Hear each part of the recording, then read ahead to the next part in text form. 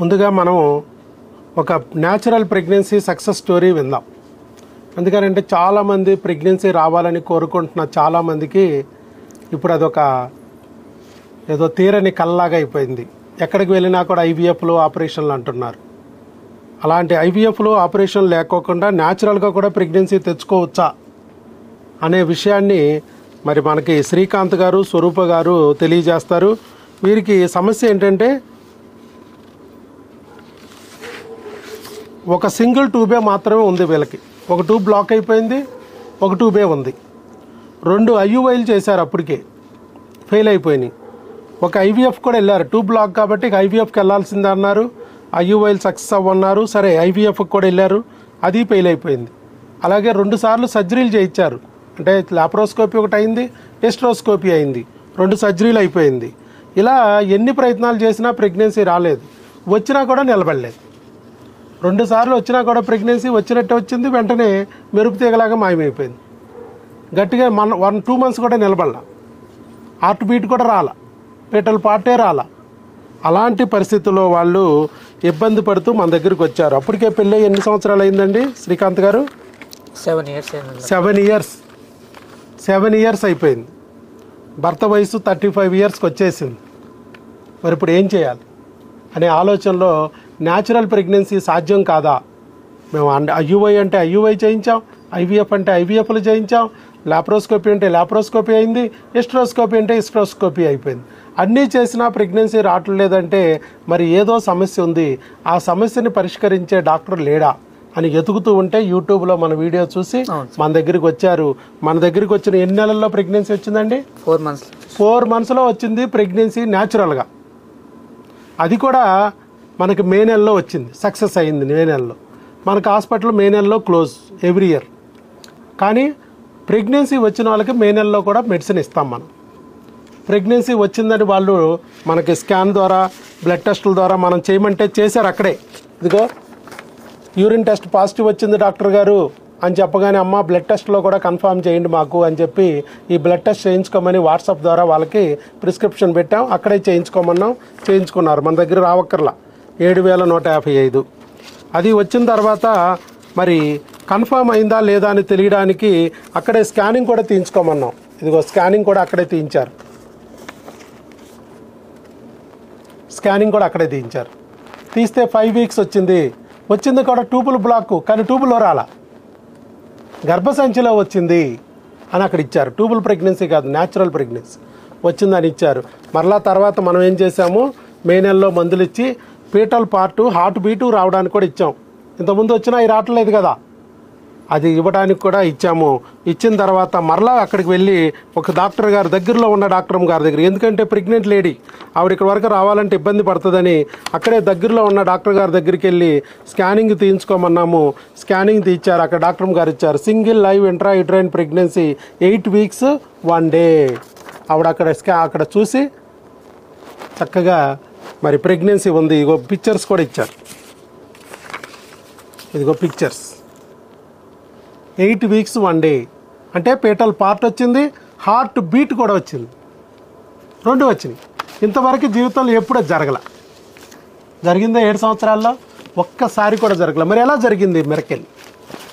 7 సంవత్సరాల నుంచి ఐయుఐలు చేసిన, 2 ఐయుఐలు చేసినా రానిది, ఒక ఐవీఎఫ్ చేసినా రానిది, లాప్రోస్కోపీ, హిస్ట్రోస్కోపీలు చేసినా రాని ప్రెగ్నెన్సీలు, మధ్యలో న్యాచురల్గా ఎప్పుడో ఫస్ట్లో పెళ్ళైన కొత్తలో వచ్చి కూడా పోయిన ప్రెగ్నెన్సీలు, అది కూడా బిడ్డ కూడా రాకుండా, పేటల్ పార్ట్ కూడా రాకుండా, హార్ట్ బీట్ కూడా రాకుండా నిలబడిన ప్రెగ్నెన్సీలు, మధ్యలో ఈ ఐయుఐలు, ఐవీఎఫ్లు, ఆపరేషన్లు చేసినా రాని ప్రెగ్నెన్సీలు న్యాచురల్గా ఎలా వచ్చినాయి, వచ్చింది కూడా ఎలా నిలబడింది అనేది వారి మాటల్లో విందాం. వారి అనుభవాలను తెలుసుకుంటే ఇంకా ఇలా బాధపడేవాళ్ళు, ప్రెగ్నెన్సీ రాక ఇబ్బంది పడేవాళ్ళు, వచ్చినా మా ప్రెగ్నెన్సీలు ఎందుకు నిలబట్టలేదు, నిలబడాలంటే ఏం చేయాలి అనేది తెలుసుకోవాలనుకున్న వాళ్ళకి ఈ శ్రీకాంత్ గారి న్యాచురల్ ప్రెగ్నెన్సీ స్టోరీ వాళ్ళలో ఒక రకమైన ధైర్యాన్ని, మోటివేషన్ ఇస్తుందనే ఉద్దేశంతో వారిని 2 మాటలు చెప్పమన్నాం. వారు ముందుకొచ్చారు. వారికి గట్టిగా ఒక సప్పెట్లతో అభినందనలు తెలియజేద్దాం. చెప్పండి సార్, మీ అనుభవాలు షేర్ చేసుకోండి. ఎలా తెలిసింది మా గురించి, ఏ రకంగా మా దగ్గరికి వచ్చారు, వచ్చేటప్పుడు ఏమనిపించింది, ఇక్కడికి వచ్చాక ఏమనిపించింది, తర్వాత మీరు ఇక్కడ ప్రెగ్నెన్సీ ఇప్పుడు 4 నెలల తర్వాత ప్రెగ్నెన్సీ పొందగలిగారు. ఇప్పుడు ఏమనిపిస్తుంది? అది కూడా న్యాచురల్గా. మళ్ళీ మందులు వచ్చి తీసుకెళ్లారు, పీటల్ పార్ట్ హార్ట్ బీట్ కూడా వచ్చేసింది. ఇప్పుడు ఏమనిపిస్తుంది అనేది మీ అభిప్రాయాన్ని తెలియజేయండి. నా పేరు శ్రీకాంత్. నేను లింగంపల్లి, మన పొటెన్షియల్ లింగంపల్లి, తెలంగాణ నుంచి వచ్చాను. నాకు 7 ఇయర్స్ వరకు అసలు పిల్లలు కాలేదు. కాకపోతే న్యాచురల్గా 2 టైమ్స్ కన్సీవ్ అయితే సరే అని ఫస్ట్ మంత్ హార్ట్ బీట్ 100% వచ్చింది. తర్వాత మేడం అన్నారు కంటిన్యూ చేయండి, ట్యాబ్లెట్స్ మంచిగా ఉంటే పర్వాలేదు మేము ఇస్తామంటే అది కంటిన్యూ చేసాము. సెకండ్ మంత్ మళ్ళీ స్కానింగ్కి వెళ్తే హార్ట్ బీట్ లేదని చెప్పారు. మళ్ళీ తర్వాత అది అయిపోయిన తర్వాత 2 మంత్స్ తర్వాత మళ్ళీ 3 మంత్స్ తర్వాత మళ్ళీ కన్సీవ్ అయితే మళ్ళీ సేమ్ ప్రాసెస్ అట్లనే అయింది. సెకండ్ మంత్ కాగానే మళ్ళీ హార్ట్ బీట్ ఉండట్లేదు. సరే అని అన్ని డాక్టర్స్ దగ్గర తిరిగాము. ఇక్కడ కుక్కుడుపల్లి, చందనగర్, మియాపూర్ ఇవన్నీ తిరిగాము. తర్వాత మా డాడీ యూట్యూబ్లో చూసి ఆయన ఒక 10 టైమ్స్ చూశాడు ఆ వీడియో సార్ది. చూసిన తర్వాత చెప్పాడు ఇది ట్రై చేద్దాంరా ఒకసారి అంటే, చూద్దాం డాడీ ఇప్పుడే మనం చూస్తున్నాం కదా, విజయవాడ కదా, చూద్దాం ఒకసారి. ఎవరిని అడిగి తెలుసుకుంటే బాగుంటుంది, అడగడం అవసరం లేదు, ఒకసారి పోదాము, నేను వీడియోలు కూడా చూస్తున్నాను. సార్ చెప్పినట్టు 30 ఇయర్స్ కాకపోయినా 60 ఇయర్స్ కాకపోయినా సార్ దగ్గర మెడిసిన్ చాలా మంచి పనిచేస్తుంది. చూశాను నేను ఒక 10 వీడియోస్ చూస్తాను సార్. చూసి సరే అని మా ఫాదర్ రికమెండ్ చేసి మాట్లాడుకొని మేమే ఇక్కడికి వచ్చాము. ఎవరు మాకు చెప్పలేదు, మేమే ఇక్కడికి వచ్చాము. సార్ అన్నారు మేము క్రిములకి ఇది 4 మంత్స్ వరకు ట్యాబ్లెట్స్ ఇస్తాము, అన్నీ చూసుకుంటాము. స్టార్టింగ్ చెప్పినాక మాకు అంత అనిపించలేదు, సరే చూద్దాంలే అన్నట్టు మేము కూడా వచ్చేసామన్నమాట. వస్తే 2 మంత్స్ 3 మంత్స్ తర్వాత రాలేదు. సార్ ఇట్లా ప్రాబ్లం ఉంది సార్ అంటే 3 మంత్స్ అయిపోయినాక ఒక 1 మంత్ ఇట్లా ఒకటి చూప్ టెస్ట్ చేశారు. మళ్ళీ నా స్పరం కూడా తీసుకొని చెప్పారు. తర్వాత ఈ ఒకసారి ట్రై చేయండి, నార్మల్గా ట్రై చేయండి, ట్యాబ్లెట్స్ అయిపోయి 2 మంత్స్కి ట్యాబ్లెట్స్ ఇచ్చారు. 2 మంత్స్ 1.5 మంత్ లోపు తర్వాత 2 మంత్స్ ట్యాబ్లెట్స్ అయిపోయినాక అది ఒక 1 వీక్ స్టార్ట్ చేయగానే ఆమెకు కన్సీవ్ అయిపోయింది. ఎందుకంటే మనకి ఏప్రిల్ మే నెల సెలవు కాబట్టి 2 నెలలకి సరిపోని ఇచ్చేసాం. ఈ 2 నెలలు వాడుకుంటూ న్యాచురల్గా ట్రై చేయండి. క్రిములకు 2 నెలలు వాడాం, హార్మోన్లకు 2 నెలలు వాడాం, ట్యూబులు కూడా క్లీన్ చేసాం, పక్కాగా అన్నీ చేసాం. ఇక ప్రెగ్నెన్సీ రావడమే తరువాయి. ఒకవేళ మీకు ఫస్ట్లో వచ్చిన ప్రెగ్నెన్సీ అబార్షన్ అవ్వడం వల్ల ఏమన్నా క్రిములు కానీ ఏమన్నా చేరి ట్యూబులు మూసేస్తూ ఉన్నా కూడా మనం ఇప్పుడు ట్యూబుల్ని క్లీన్ చేసాం కాబట్టి, సెలైన్తో వాష్ చేసాం కాబట్టి మీకు ప్రెగ్నెన్సీ వస్తుంది, న్యాచురల్గా ట్రై చేయండి అని ఇచ్చాం. 2000 రూపాయలతో 2 నిమిషాల్లో ఆ ట్యూబుల్ టెస్ట్, ట్యూబుల్ క్లీనింగ్ చేసాం. ఏమన్నా పెయిన్ వచ్చిందా ఆవిడకి? ఏమి పెయిన్ ఉండదు, కుట్టు ఉండదు, కోత ఉండదు, రక్తపు చొక్క ఉండదు, మత్తు ఉండదు. చాలా సింపుల్ ప్రొసీజర్. లేడీస్కి మన లేడీ డాక్టర్సే చేస్తారు.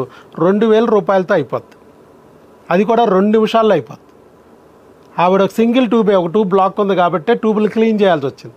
యాక్చువల్గా మనకు మందులు పెట్టేస్తేనే ట్యూబులు ఓపెన్ అయిపోతాయి. 2 ట్యూబ్లు బ్లాక్ ఉన్న వాళ్ళకే ట్యూబ్లు ఓపెన్ అయ్యి ప్రెగ్నెన్సీలు వచ్చేస్తాయి 4 నెలల్లోనే.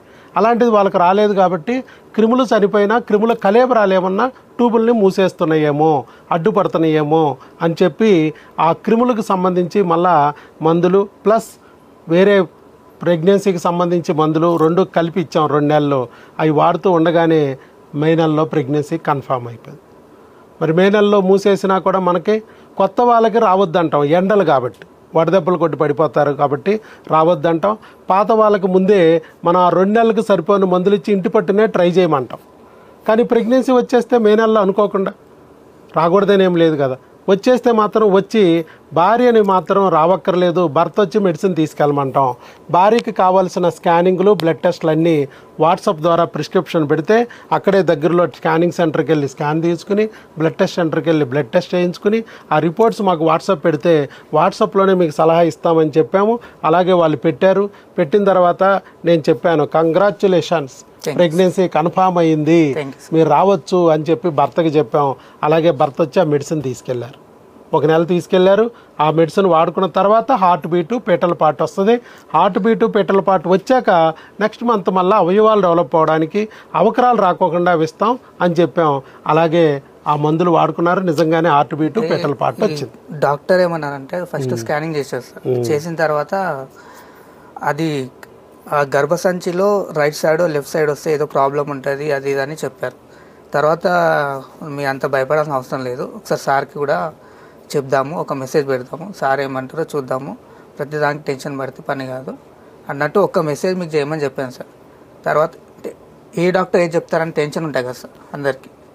అంటే నేను చాలా వరకు అన్ని డాక్టర్ దగ్గరికి వెళ్ళాను. వాళ్ళు అంటే వాళ్ళు స్కానింగ్ చూసి చెప్పారనమాట, అది ఇట్లా ఉంది, చెప్పలేము, 10 డేస్లో ఆపరేషన్ అయిపోతుంది, అది దాన్ని చాలా భయపెట్టించారనమాట.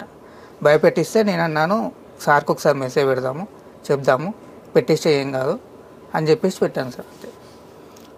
పెట్టిన తర్వాత మేము మరి చెప్పాము 5 నెలలు మన దగ్గర వాడుకోవాలి. మన దగ్గర ప్రెగ్నెన్సీ వచ్చిన ప్రతి వాళ్ళు 5 నెలలు వాడాలి. ఎందుకంటే ఏదైతే క్రిములు ఉన్నాయో, ఏదైతే రానికోకుండా ప్రెగ్నెన్సీ రాకుండా అడ్డుకుంటుందో అది ప్రెగ్నెన్సీ వచ్చాక కూడా నిలబడుకోకుండా చేస్తాయి.